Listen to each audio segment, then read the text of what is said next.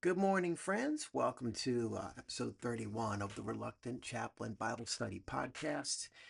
Today will be an introduction to the study that we will start next week. So we will do chapter 1 next week. Put up a poll. Apparently, I have 40 subscribers, but only 7 of you actually voted. Well, one of you voted 3 times. So there's that. Actually, no, 8 of you voted.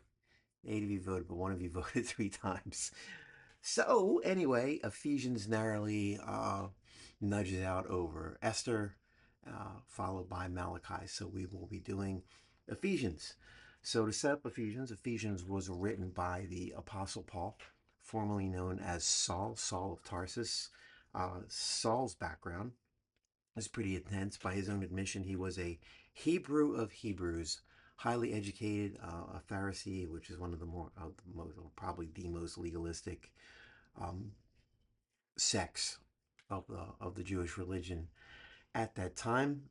His teacher was Gamaliel, who was a very esteemed professor of those religious studies. And Paul was also a Roman citizen, which plays into a good part of his life as well. Pardon me if I look bleary eyed this morning. Allergies and sleep deprivation and stuff like that. Just in case you were wondering, why does he look so bad? It's natural. Um, Paul was, or Saul, was a very zealous anti-Christian in his early days before his conversion. He had a very dramatic conversion on the road to Damascus. He was actually on his way to Syria to persecute Christians there when the Lord struck him down on the road and basically grabbed him by the throat and said, "You work for me now."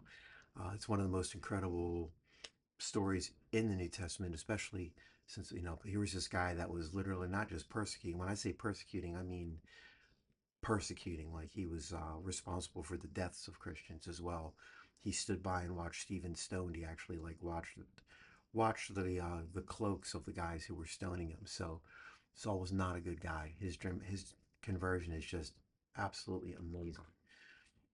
He wrote 13, possibly 14 of the New Testament books. I'm not sure where I got the information. Paul writing the 13 books. I'm not sure if they include Hebrews or not. It's contested whether Paul was the actual author of Hebrews. A lot of people say no. A lot of people say yes. It doesn't really matter. Hebrews is amazing. Maybe we'll do that someday when I have the guts to do it. Recent scholars think it could have been one of his students that wrote Ephesians because of how similar it was to the letter to the Colossians, but it's largely rejected as being kind of far fetched.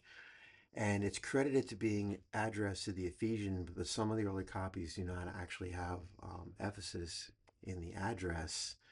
And it also doesn't have a lot of the personal greetings that Paul always has in his letters. He always has, my greetings to so and so, my love to so and so. It doesn't do that in this one.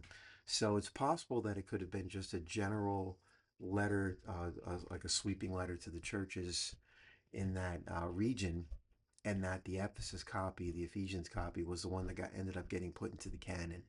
So that's how we may or may not have got that. Um, Ephesus was the capital of Rome, which was a province of Asia on the west coast of Asia Minor, and that is modern day Turkey.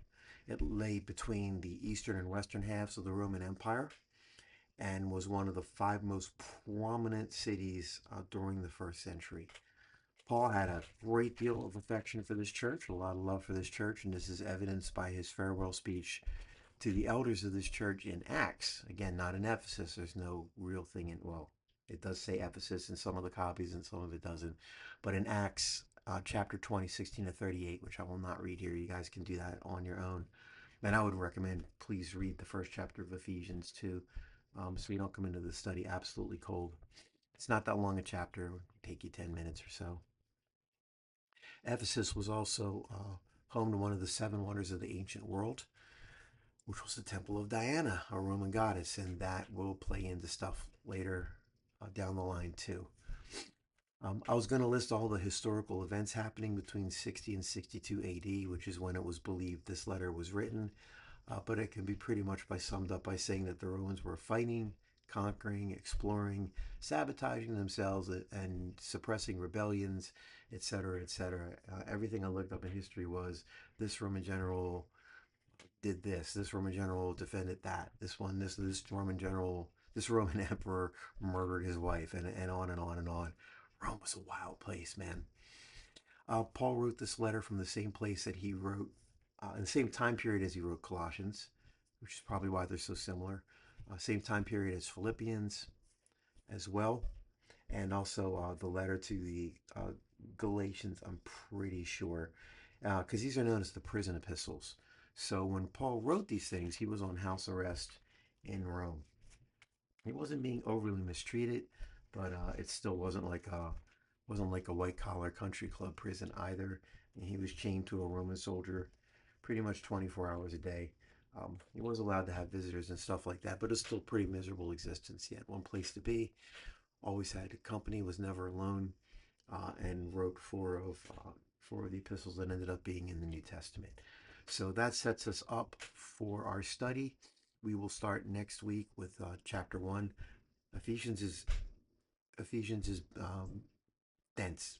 There's a lot going on there. There's going to be a little bit of a challenge for me to put my head to the grindstone and hopefully give you guys a good study on it. So if you would pray for me that I would not mishandle God's word, I would appreciate that. And I appreciate you guys who follow this study. Hopefully it's worth your time. And I will see you guys next week. Love you very much. Talk to you later, guys. Take care.